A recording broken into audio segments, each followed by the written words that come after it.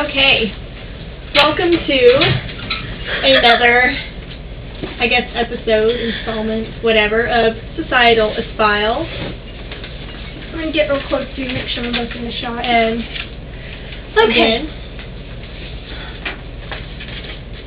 Lady Boleyn. We were supposed to do this one first. Oh yeah, I put them out of order. Sorry. Okay, your host for this totally gnarly journey to examine the quirks of human nature and tacky subculture. The lovely Lady Boleyn. And the equally lovely Lady Colleen. Okay, we're going to jump right into this one. Oh, God. Because this is going to be a two-parter. We have a lot to say about this church that we went to. And the church was New Beginnings. And it's in Arlington. It's like right off of Fielder and 30. If you know where that probably is. Like, you seen can, it. Yeah, if you've driven down I-30 and you've passed Fielder Street, you've probably seen it. It's right there. You can't miss it. But you have to go through a neighborhood to get to the parking lot. Yeah, it was weird. Like, I thought I'd be able to get into the parking lot from the service road, but no. You have to, like, drive around in the neighborhood. It's really weird. Strange. So, okay, Colleen made another chart, so we'll have that up as soon as possible. Yes. You may have to do two images and do this one as a separate image, so that this can all fit. Okay, let's just start with when we walked in. We walked into New Beginnings, and again, the service started at 10:30 again, so we got there about 10 minutes early. It was like 10:20. 10:25. Between then when we walked in, because I was a little late. Yeah. My whole life is late.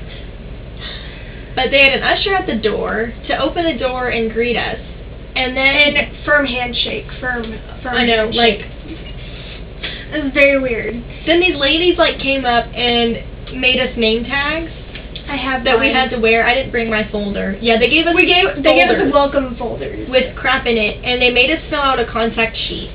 So, like, they didn't make us, but you know, if we didn't fill it out, they probably would have, I don't know, been all over us or something. They probably would have thought we were devil worshippers. Probably. Because we refused to fill out a contact sheet. Yeah, and we didn't want to be hassled. We just wanted to be there to observe. Okay. So, altogether we met 8 people? Yes. And there were this 8 people. When we walked in, and this also includes, there was a time during the service when they had everybody get up and introduce themselves to someone new. Yeah. And we decided to sit there because we were already really weirded out. Like, we were getting bad vibes. Oh, like, yes.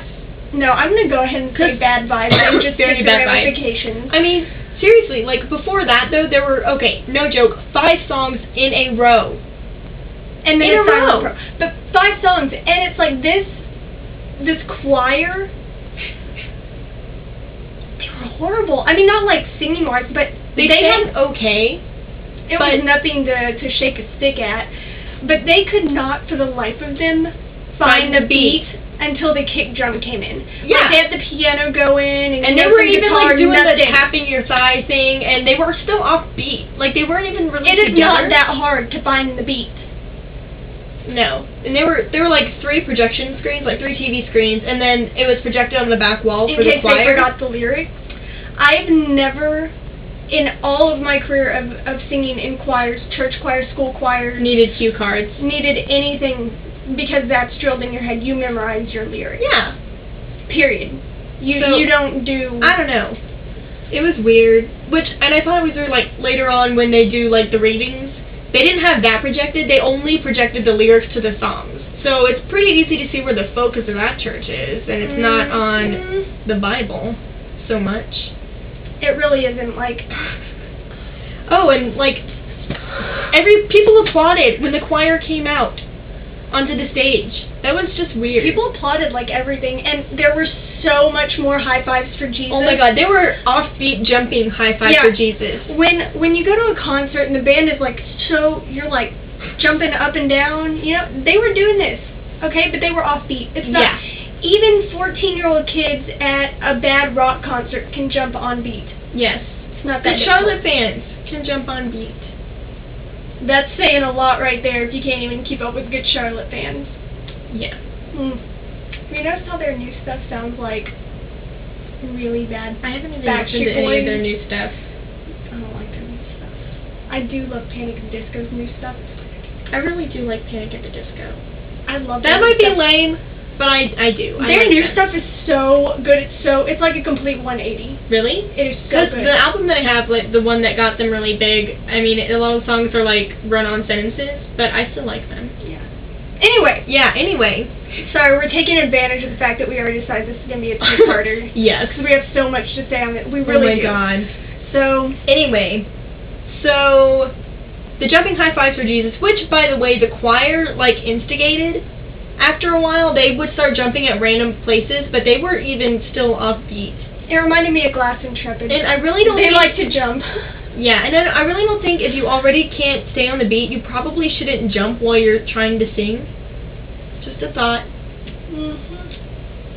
So this church was slightly larger than Rockaway. Yeah, and by the way, if you're looking for a church, I would absolutely go to Rockaway over this one. So far, Rockaway has our vote because they are genuinely nice. And this place is not Like when they genuinely did the nice. introduction thing, a lot of people from the choir came over, and I just got creepy vibes from them. Like the girl, the main girl singer or whatever, she just gave me this vibe like she was trying to assimilate us. We called her Fiona, but we won't tell you why. Yeah, because Maybe in maybe in the blog. But we're not going to tell you why we called her Fiona, but she was overbearingly nice, and it was almost I really sick. felt like Stepford. Yeah, it was like she was Stepford trying Church. so hard, and it's like everybody there was trying so hard to be really nice. I know, so that it would overlook the fact that this church was fucking scary. That they were frightening. Yeah, and basically. for being a non-denominational, this is our first non-denominational church. For being a non-denominational church, they were the most judgmental. Oh my god. Close-minded individuals. Hypocritical. Offensive. We left early because we were offended. Well, offended. Yeah. I mean, I had to go to work, but we would have left early regardless. Oh, yes. We were offended by what this... I felt really awkward sitting there, especially when she came over, like, Fiona came over and was like, oh, I saw you girls in the crowd, and I was, like, watching, and I just kept thinking... I don't know them. Creepy? She was like, I don't know who Shouldn't she have been focusing on trying to stay on beat?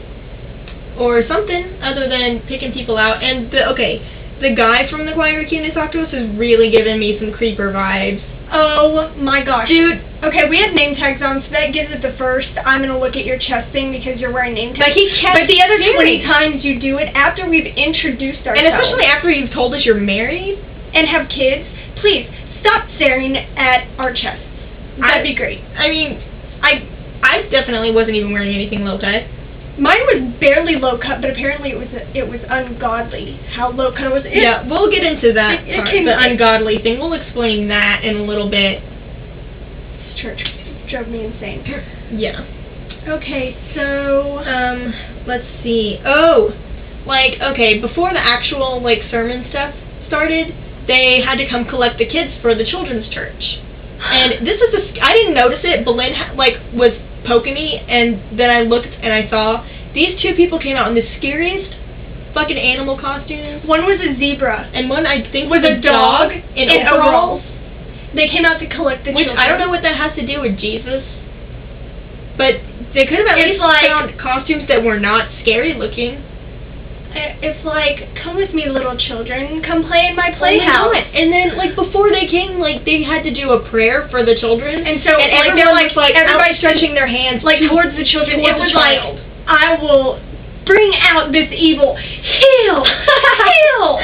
I think we missed that part of the service, by the way. We'll get into that part later. They gave us a program.